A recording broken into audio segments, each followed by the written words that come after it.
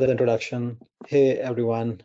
I will cover generative AI, generative large language models, the challenges, and how we can address those challenges. So I'm co-founder of Got AI, but prior to Got AI, I've been building various things. Like I've led the deep learning group at eBay. Then I was the founding member of Amazon Alexa AI, and after that, I was leading the AI for Uber, like especially conversational AI applications, multimodal AI applications. And I think it was then when Transformers came along, and Transformers led to the foundation of something called ChatGPT or the generative models that we talk about. So before that, when I was at Alexa, I was leading Alexa Price. Alexa Price was ChatGPT like experience for Alexa users, but it was before Transformers. I think it was 2019, 2018 when Transformers came along, and then since then things have changed, and that led to the foundation of Got AI, where I'm delivering a lot of these experiences around generative AI. So first of all, before we dive deep into what these LLMs are, what are the challenges, there's so much happening around ChatGPT and GPT generally. So first we need to understand what is this problem and why is language modeling it's an important problem, and why it is hard for machines. So as we know that language, we clearly know that there are many applications of language models or language understanding. We can use it to write blogs, write articles. We can use it to solve customer support problems, or we can ask it to write an essay, or answer questions, or maybe even explain concepts to for us. And that's why a lot of large companies like Google, Microsoft, OpenAI, Facebook, everyone is rushing for these kind of applications and these kind of technologies. So but what goes behind it's kind of important to know, I think. And it's important to know why this problem is hard. So one of the reasons why language understanding is hard for machines is that they are sequential in nature. Like unlike an image, if you see an image, it has just pixels, and it is not sequential. It is just a single image. But in case of language is sequential. Like what I said right now could be function of what I said 2 days ago, or what I've said maybe last year, right? So it's function of many things. It's sequential in that way. It is also difficult to represent that kind of information in mathematical form. So for example, if you take language cannot be represented as a number as is. You have to have a different way, like to convert language into some mathematical representation which mean certain thing or certain concept. So that representation is not straightforward. Like unlike images, where each pixel means there's a mathematical representation of each pixel.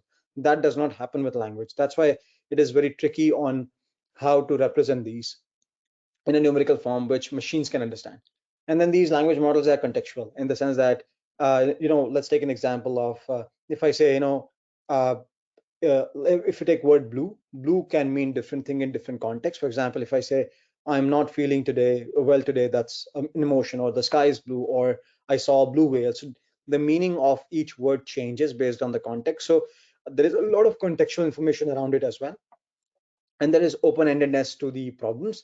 Same question can have multiple answers, or same input can have many multiple outputs in that way. So these kind of challenges makes it these kind of characteristics make it very difficult for language understanding, even difficult for machines. And that is the reason why systems like ChatGPT or GPT, they hallucinate, they generate false information.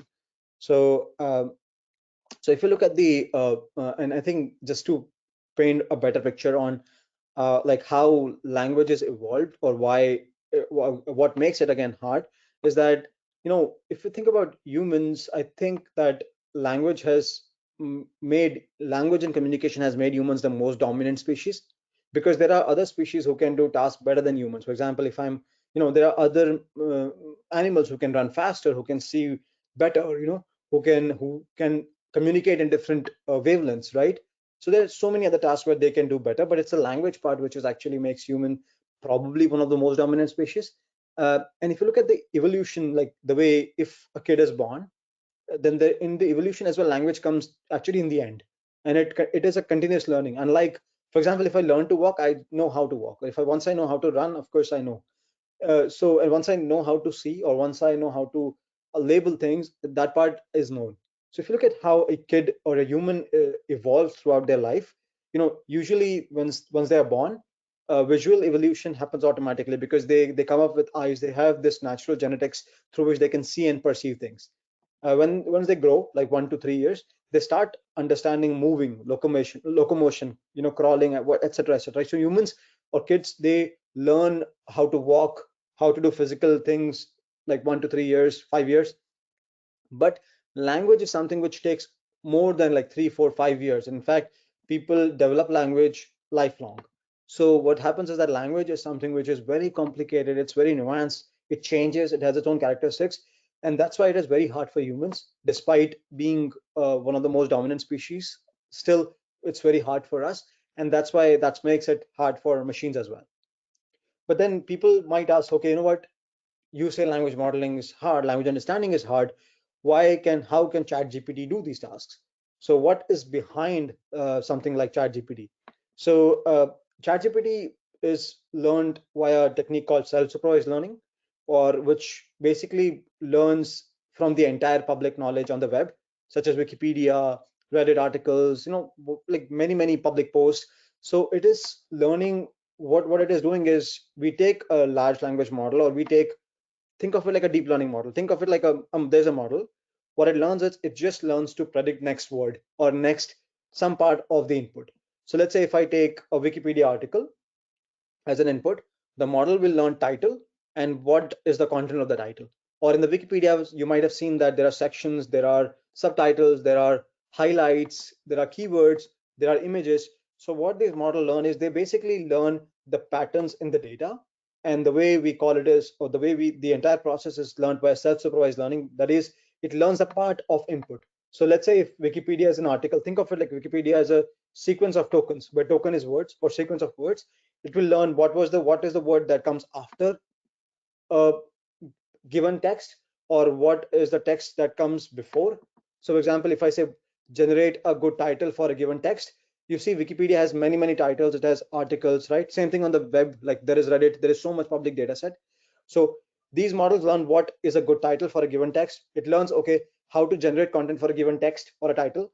Or it learns who is the president of United States, or what is the difference between llama or an alpaca, or what is the difference between, say, a dog and, let's say, a wolf. So there's so much knowledge on the web that it learns by mimicking that data. So the advancement that has happened in the past couple of years is that we have increased the model parameter size so much that they can fit in nearly everything on the web, or whatever is fed into these models. So they're good at memorizing all of that information. They're good at generating uh, that information when you ask for it. For example, generate a good title for it, or generate an essay, or generate a letter for me, or generate a song for me. These models are good at doing that because they've seen so much of these examples on the web. By simply learning what comes before, what comes after, or basically connecting different parts of the same input. So that's how these models are learned. But the problem is that they know how to generate. The problem is that they are inaccurate. But still, regardless of that, there's so much happened in the past 5 6 months, especially after ChatGPT. So let's look at what has happened, like what has led to the so many applications have come out, like what is driving that. So if you look at that, there's so many advancement that has happened in the past 6 months, or I should say maybe past 1 or 2 years, across different applications such as text to text. So if you look at on the left that you see is the companies which have come in different spaces, and on the right are different applications. So there are many companies in the area of text to text, like for example Jasper, even OpenAI itself. There are many other companies. I mean, my company Godot AI is also there. If you think about text to images, there are solutions like DALI, Stable Diffusion, again Jasper, and many other companies which are doing text to images as well. And then there's text to audio, text to video, text to presentation. So what's happening is that there's so much inflection going on right now in across applications, and these advancements are being used for, say, chatbots are being built for customer services, customer support, sales, knowledge bases. They're also being used for back office automation. For example, let's say if you think of it like there are agents who are helping customers or people, or if I'm working in my company and my team can leverage, say, ChatGPT for different use cases such as business intelligence, analytics, things like that. My employees can use it for their own productivity, like email writing, video graphic, design creation, document creation, and many such applications. So what's happening is that with all the advancements in generative AI, there are so many applications that are being built by powered by the companies on the left that you see. And of course, there are more to come in terms of application and also in terms of companies. But why? So we have seen that there's so many applications and so many companies in this space. Why isn't everyone just jumping? Like, why not enterprises are jumping into leveraging these solutions? Like, you can see that there are companies which are offering the solutions, like that you see on the left. But why are not enterprise directly jumping and leveraging them? So one of the reasons why what's happening or what is stopping them from using these things is called something called hallucinations. So these models they're powerful, but they have tendency to hallucinate. That is, they can uh, confidently generate false information and make user believe that it is right. So for example, if I ask a question to, let's say, ChatGPT or something like that, hey, I'm a Verizon customer, and how much does a family plan in Verizon cost? So the correct answer could be, say, $200, but ChatGPT can come up with and say, you know what, the family plan costs, say, $100. Now that information seems legit. If I'm a user, it might seem, oh yeah, it gave me the answer is 100, but it is not. The correct answer is $200 maybe.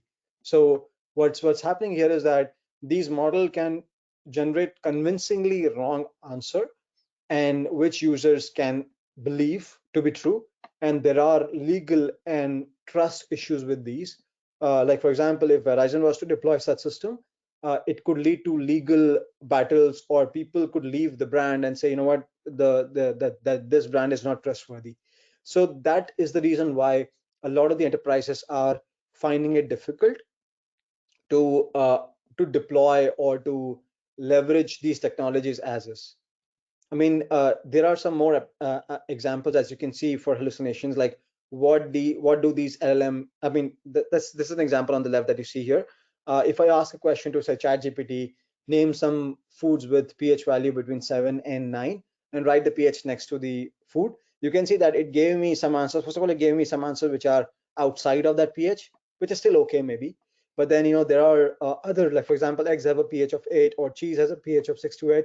I mean, these are not always accurate. Some of these information is made up. In fact, Microsoft released Bard, which is Bing Chat, and someone asked a question on, hey, tell me the best 3 vacuums out there, and then it gave the answer, but it fabricated the facts. For example, it generated information about some vacuum cleaners which does not even exist. So same thing is happening with Bard and other LLMs as well, or even OpenAI itself, where these model fabricate information which could be inaccurate generally, and therefore users might find that information, but they have to do another check of whether the information is correct or not. So what is the point of having such solutions if they hallucinate or they generate false information? Another example that you see on the right is someone asked one of these assistant that, hey, tell me about the discoveries with James Space Webb Telescope. And it fabricates information, as you can see here, that it went beyond outside of the solar system, and I mean, it basically fabricates information which might not be accurate. So these are some challenges which exist.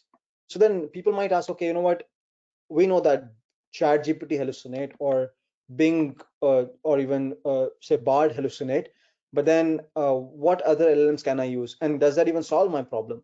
So there are recently other open source LLMs that have come, and good thing about these open source LLMs is that you can use it for your own use cases, right? The problem is that, and I will cover some of the problems. Like, one good thing is that you don't have to be dependent on something like OpenAI or ChatGPT. One of the challenges with OpenAI is that SLAs, like, these models are there, but when I try to query them, or when I'm using their API, they're super slow, or they're not always available, they're not always reliable. So there are many challenges which makes it hard for enterprises to kind of, or even developers to leverage these technologies as is. So there are some open source versions of it, for example, GPT Neo X, and again, it is like a 20 billion model. There is Bloom, which is 176 billion model. Then there's stable LM is based comes from Stability AI, which is becoming a pioneer in image generation. and they released an LLM which has a large token space as well. And on here, if you see basically what you see here is the model, maybe name of the model, a description, number of parameters that are there in each of these models. Then there is these input token size. So what is this? What this column means is that uh, when you feed some input to these models, what is the longest input it can take? So think of it like words. I mean, this is not exactly like words, but think of it like they are related. They are directly correlated to words. Typically, these are called tokens. And what happens is that the longer the token, that means the more information you can feed into the model, and therefore the model can use that to give you a right answer. Now, it could be good, it could be bad, depending. It depends on many parameters. But the idea is that the longer the token, the longer the input is, typically the more powerful the LLM can be in terms of the output it can generate. So, for example, if I have a longer token limit, let's say 84,000 here, I can literally feed hundreds of books, or maybe a few books, and then the model can consume that information and generate more creative answer. Now, it is right or wrong answer, that's a different question, but at least more input, longer input can lead to better experiences for the users. So you can see that there are other models as well. I mean, fast chat came out recently, H2O GPT came like very recently, MPT 7 billion, red pajama, open llama. I mean, at least these two models came out last week, and open llama was at least 2-3 weeks ago, or something like that. But the idea is that these models are becoming more of readily available, and chat GPT is not the only solution or not the only player out there. There are many open source models. In fact, I know that open, like this community, which is powered by developers, ODSC. I think developers love these models. In fact, a lot of these models are built by developers, and I myself work closely with developers and open source community. So I think I see power of open source communities coming out, like Hugging Face and many others. They're coming out and they're basically powering and enabling each other to jointly build models which are equally good, or maybe at least are able to deliver similar experiences as ChatGPT, and maybe at cheaper cost. But then why not, why just not leverage these models as is? So even if you were to leverage these models, for example, let's say llama and other models, what we have tested, like we did, like at Got AI, my company, my team, we compared these models like GPT-3, GPT-4, Dolly came from Databricks. We compared Alpaca is again open source. We did this thing, comparison of these models, I think last month, and it was covered by VentureBeat. It was before some of these models came out. For example, Alpaca was there, but not all of these models were there. So llama was there as well. So we compared these models. What we found out that uh, sure, these models are good. Like if you look at Dolly, Alpaca, llama, these models are smaller than, let's say, GPT-3, GPT-4, but the problem is they still hallucinate. So people might be saying that GPT-4 is powerful, it is great, but no, it still hallucinates. When we compared these models, we found out that GPT-4 hallucinates quite a bit. Of course, ChatGPT is a smaller model, faster model, so its hallucination rate is higher, say 14%. Dolly, Alpaca were also not, I mean, Dolly was actually bad, quite bad. Alpaca was also high. We fine-tuned Alpaca on this data set, the one which we compared all these models, and then found the hallucination rate to be, let's say, 18%, which is close to, let's say, ChatGPT, but still ChatGPT tends to do better. But the problem is that that was research only. But fairly, I mean, as I said, like recently, some of the other models have come up, such as HTO GPT, MPT, Red Pajama, Open Llama. We can compare those models. We can fine tune those models and then compare hallucinations and see how well these models do, which we can do an update in the open source community maybe in the next 1 or 2 weeks. Now, there are other factors which, because of these factors such as hallucinations, many enterprises have stopped, you know, have stopped leveraging these, or have restricted their employees to use these models. For example, JP Morgan Chase, they have restricted their, teams to to not use ChatGPT because of the concerns around privacy, concerns around security, IP getting leaked, many other things, right? So there are external services are there, but companies and private enterprises, large enterprises, they're trying to not they're trying to be wary of these things. And in fact, a lot of the financial firms, nearly half of a dozen of them, have already drafted policies on how to use ChatGPT, or in fact, they've blocked or banned, as I said. Um, and because of the leaks, for example, Samsung leak, we might be aware of, like Samsung, like ChatGPT emitted the code of Samsung or IP of Samsung, because one of the employees probably entered the information which was used by OpenAI to train these models. So the challenge with OpenAI is that, OpenAI being the single model, or ChatGPT, GPT-3, GPT-4 being a single model, it is trained on all of that data, historical data, and it is very hard to identify what part of the data is actually public, what data is actually IP or PII or involves private information. So it is these models are extremely unreliable that way, and which makes it hard to consume this model. Maybe that's where actually open source models like these come into picture. You can start leveraging these open source model and then address some of these challenges. So and another challenges with some of the model is that to get to a performance of, let's say, ChatGPT, and you need large models which are equally good, maybe the cost is really high. So these models are there, even open source models. Training those models is easy, but maybe these days training these models is becoming cheaper. Like for example, Alpaca or Open Assistant or others. Training those models is not becoming very costly these days. The challenge is when you deploy these systems, they're extremely compute intensive, and that's where the inference costs become really high. So one example is that if you look at the OpenAI's Azure service, which is private, which uses your data or saves your data, each query, let's say if the input is 3,000 tokens, that query can cost you half a dollar, which is extremely expensive. Think about enterprise scale where you get millions of requests a day, or tens of millions of requests a day, or maybe hundreds of thousands of requests a day. This cost will be massive. Like OpenAI with Azure will be massive. Now, if you were to go find a cheaper alternative such as Bloom and others, if you go at that scale, you can go up to hundreds of thousands of dollars a year, which again is costly. So how to address these challenges? Uh, as I said, there are, and overall there are many challenges. One, of course, is cost and hallucinations. There are other challenges as well, like how to make your data private, how to secure your data if you were to use third-party LLMs. And if you, that's one challenge, as I mentioned earlier. There are other challenges around technical expertise. There's so much inflection going on. It's becoming hard to catch up with the inflection. Like open source models are coming up left and right. How to fine tune these models, how to efficiently train these models, deploy these models, that is becoming a challenge. So there are, if you're an enterprise or if you're a developer, it is becoming harder to catch up with what's available, how to optimize these things, and how to sort of address whether I'm using the right data, because the data set can have licensing issues, data set can have other issues as well. So how to address these issues is becoming challenging.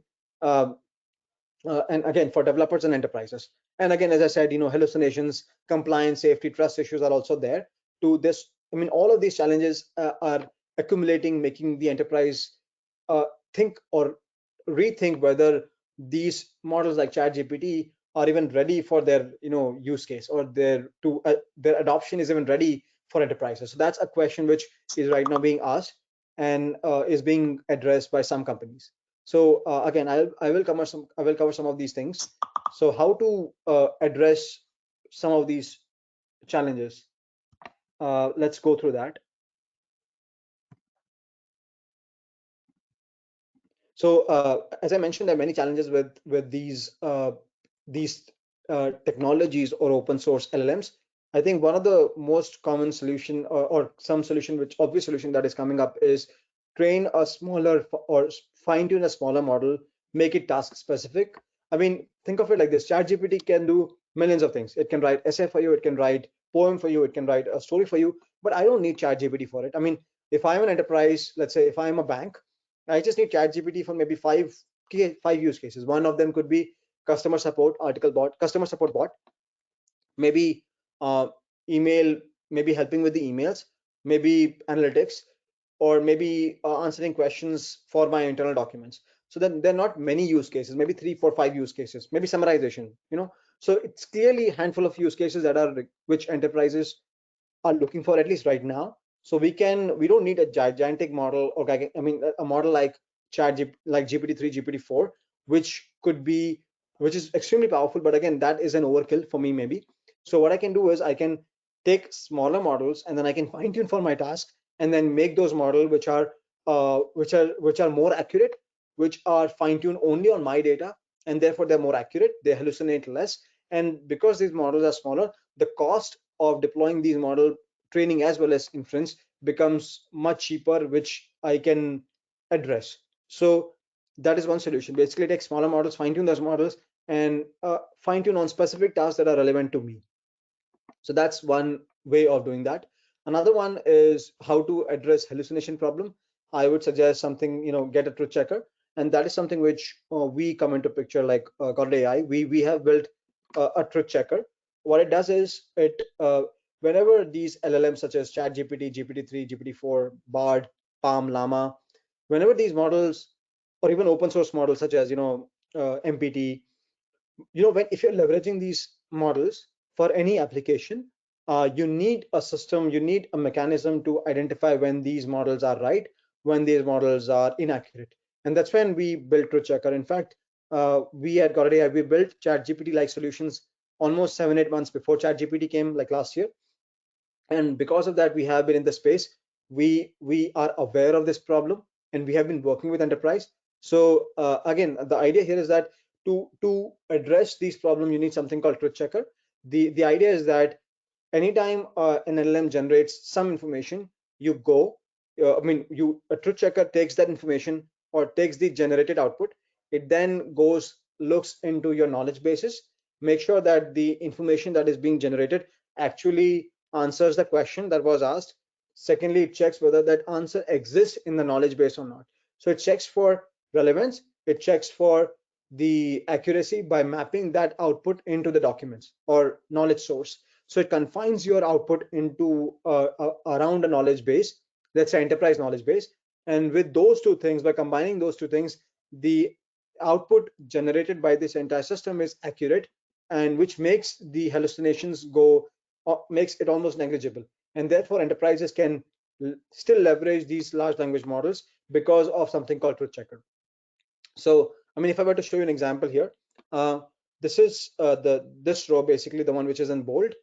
This is this ELMAR is our own language model, and I will cover that in the next slide. The idea is that the truth checker helps getting the hallucination rates to like really low, less than 1%. So if you look at the GPT-4, which is the most powerful model, I don't know how many parameters it is. Maybe some are saying it's trillions of parameters, but regardless of that, the hallucination rate is still high. With truth checker, the hallucination rate can go to less than 1%. And I think the idea is that, and the model is like orders smaller. It is 1 to 2 orders smaller than, let's say, GPT-3, which is 175 billion parameters. The idea is that with truth checker and with something like a confined or more accurate enterprise language model, you can deliver an experience which is more accurate, which could be less creative as, let's say, ChatGPT or GPT-4, but still it can do my enterprise task fairly well and makes it really accurate, equivalent to a human, or even sometimes better than humans. So that is the idea behind truth checker. The idea is to basically make sure that anytime an output by any LLM which is being generated, it could be enterprise LLM such as OpenAI, ChatGPT, GPT-4, it could be open source LLM. A truth checker can basically make sure that the output is actually ground truth, it is accurate, and it delivers an experience which adheres to my protocols or my brand. So that's the truth checker.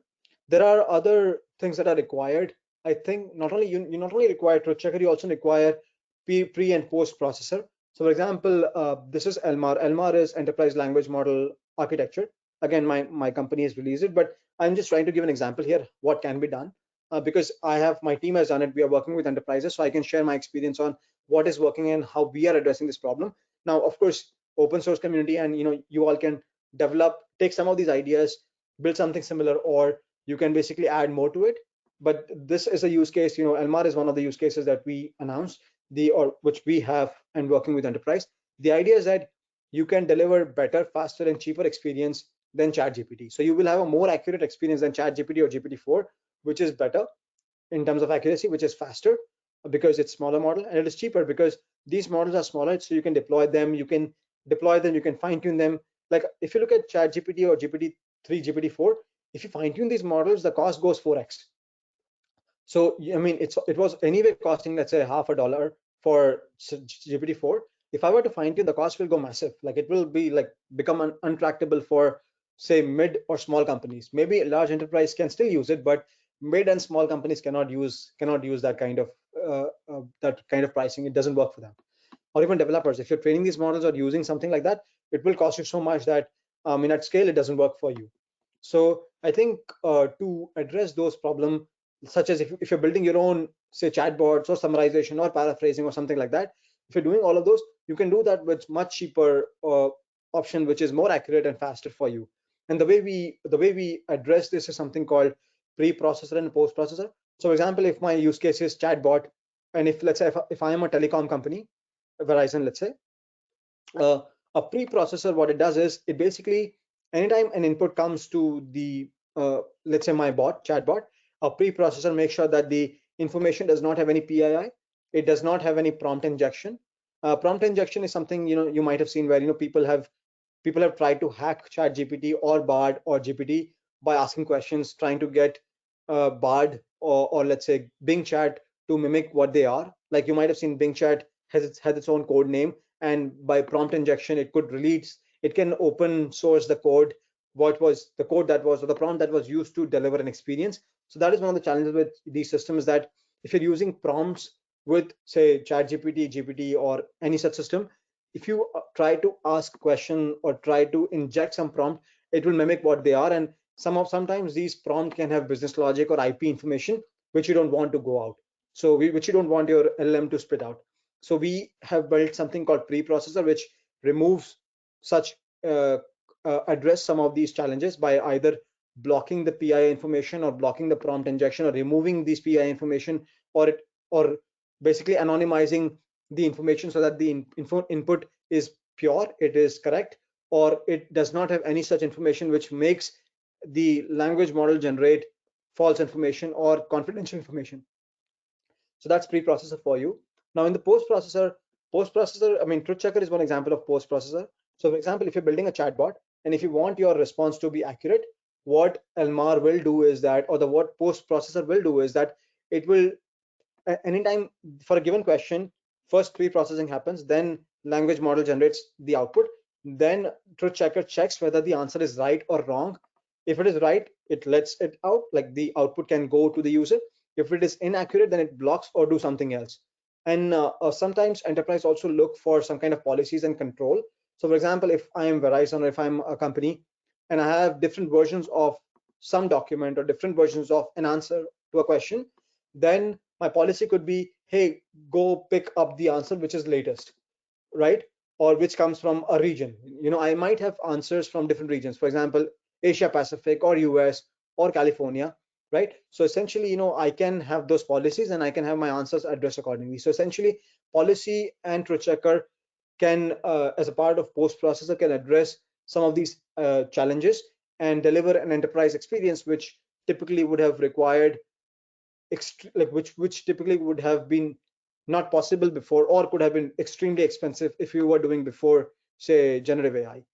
And another thing which makes these kind of models, such as or LMAR platform, uh, tractable is that, or easy to use, is that these models, because these are 1 to 2 orders smaller, they can be deployed on-prem. Like that means it can be deployed in your own system. Like if I have my, let's say, if I'm an enterprise and if my system is runs on, say, Google Cloud or AWS or Azure, I can have all of this deployed on Azure or wherever my cloud is. Or I can also deploy on-prem. That is, if I want these model to be extremely safe, I want the data to not go out. So in that case, if I have on-prem setting, I can deploy on-premises as well, where data does not go anywhere else. It just resides on your own infrastructure or on your own data center. So essentially, you have full control on where these models and data sets reside and where they are being consumed. So that's basically my talk here. Like Truth Checker can help you address the problems of hallucinations, while something like LMAR pre and post processor can help you address some of the enterprise challenges around how to make this LLM usable for enterprises. So I can take questions, or uh, one thing which I can cover, while because we still have a few minutes, so I can cover a few more things, in detail about these language models. If you look at this, I think because it's open source community attending the talk, I think if you look at I mean, people might ask, one of the common question which I come across uh, is that, hey, you know what, I want to build my own LLM for my own enterprise or for my own use case. You know, how can I build it, or what is the best model for me. So I suggest that there are many leaderboards out there. Some models are good at code generation, some models are good at let's say Q&A. For example, open open assistant is good at conversational experiences. So essentially there's so much happening out there. I'd say that you might find some of these resources useful. uh, Essentially, I'd say find out what is your use case, identify your use case. Once you know what your use case is, you might be able to find some of those models on open source tools like Hugging Face. Hugging Face has a repository of models. You can you can find which model address your use case, and then you can use that model. Uh, People also ask me questions how to fine tune, how to train these models. So for your on your own data. To do that, I think there are tools like performance efficient fine tuning, LoRa. So there are many such techniques have come up recently, which you can use to fine tune these models. You can take any of these open source models and then fine tune on your own data. So again, PEFT is like performance efficient fine tuning, or LoRa. These are some libraries which are available you can use for fine tuning these models. And in fact, fairly recently, there are some companies like Anyscale or H2O, and some of these companies have come up with tools to fine tune these models. For example, DeepSpeed, or DeepSpeed is from Microsoft. So there are these tools as well, which you can use to fine tune these model in a much better way. So there are some questions. Let's take a look at those. Can you explain a little more about how Truth Checker works? So Truth Checker basically, if I were to go here on this slide, so Truth Checker basically what it does is that it is it's a separate module. It's not just an LLM. It's a separate module which is powered by LLMs, powerful LLMs. What it does is that it uh, its job is to check for accuracy. And the way it works is that anytime an LLM generates an output for a given input, let's say a question, let's say the question is, hey, how much does my family plan cost? My Verizon family plan cost? If the answer is say $200, and if the LLM generates $100, then what it does is it goes, checks that information from the knowledge base. So basically, there is a need for knowledge base. It cannot, Truth Checker cannot check for the answer if it does not have access to the knowledge base. So basically, we Truth Checker is tied to a knowledge base in a way, and therefore it checks whether the answer exists in that knowledge base or not, or if that answer exists in the context or not. So context here is that when you uh, when you use this LLMs, you have to provide a prompt. So Truth Checker checks whether the answer exists in the prompt or not. So it checks for two things: whether the answer exists in the prompt or the knowledge base, or it checks, and second thing it checks for is whether the generated output addresses the question. So whether the answer of $100 or $200 is actually the right answer or a relevant answer for the input, such as how much does my family plan Verizon cost. So essentially, it looks for both of these factors, whether it answers the question, and second one is whether the answer exists in the knowledge base or prompt or not. So second question is from Joshua, like how is the ground truth data encoded? So can you please explain in what context are you, like what is the ground truth here? I mean, I can assume if it is around Truth Checker or if it is around LLM, then the ground truth basically, or if it is in the context of maybe let's say if it's in the context of here, like if the input comes from user side, how is the ground truth data encoded? I think one way is to replace all the PII information with or anonymize PII information. So for example, if my input is, hey, my name is Chandra and I am 30 years old and I live in California, if that is the input, and if that has to be encoded, I can anonymize, I can replace name with, say, my name is John or Joshua, or I can replace my date of birth with something else, or if I can replace my location California with something, let's say Florida. So one way is to anonymize this information and then feed into a model and then get the output. That is on the lines of policies, how you make sure the input is PII information is removed. Now, if the question was around Truth Checker, which if the question was around Truth Checker, how the ground truth knowledge is encoded, I think uh, the way it works is that the Truth Checker, what it does is it is, because it is trained on a specific knowledge base or fine-tuned on a specific knowledge base, so it automatically learns or memorizes that information.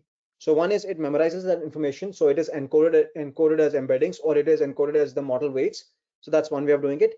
Another way of doing it is basically because at any given runtime there is a prompt associated with a given query, then what it does is it looks for the information in the prompt, and then it also looks for the information in the knowledge base. So it does some kind of matching. So the encoding happens either in the form of weights, or either in the form of uh, uh, encodings, or it does in the form of the matching the prompt or the output with the knowledge base through embeddings. So that's how it does. Basically get the embeddings and then check whether the embeddings match or not. That happens during runtime. Thank you so much.